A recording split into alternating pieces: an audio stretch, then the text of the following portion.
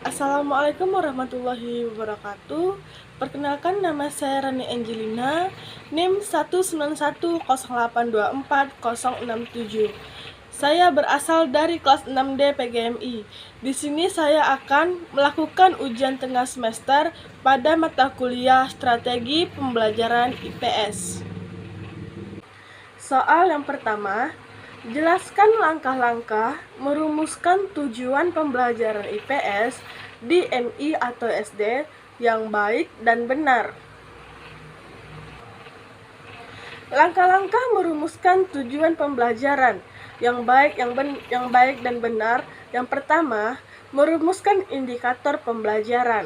Indikator merupakan penanda pencapaian KD yang ditandai oleh perubahan perilaku yang dapat diukur yang mencakup kognitif, pengetahuan, sikap, afektif, dan keterampilan psikomotor. Yang kedua, merumuskan tujuan pembelajaran. Menggambarkan proses dan hasil belajar yang diharapkan dicapai oleh peserta didik sesuai dengan indikator. Soal yang kedua, jelaskan langkah-langkah mengembangkan materi pembelajaran di MI atau SD. Langkah-langkah dalam mengembangkan materi pembelajaran IPS di SD menurut Nasar tahun 2006, yang pertama, melakukan analisis kompetensi dasar yang telah disusun oleh BSNP. Yang kedua, mendaftar materi-materi pokok. Yang ketiga, membuat deskripsi materi. Soal yang ketiga, jelaskan cara memilih dan mengembangkan media pembelajaran IPS di SD atau MI yang mampu meningkatkan minat belajar siswa. Yang pertama yaitu tujuan, yang kedua efektivitas, yang ketiga kemampuan guru dan siswa, yang keempat fleksibilitas, yang kelima kesediaan media, yang keenam manfaat, dan yang terakhir yaitu kualitas.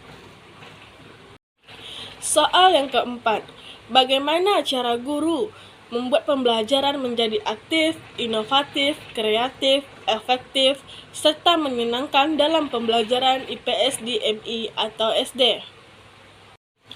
Cara membuat pembelajaran aktif, inovatif, kreatif, efektif, serta menyenangkan. Yang pertama, guru menggunakan berbagai alat bantu berbagai cara dalam membangkitkan semangat, termasuk menggunakan lingkungan sebagai sumber belajar untuk menjadikan pembelajaran menarik, menyenangkan, dan cocok bagi siswa.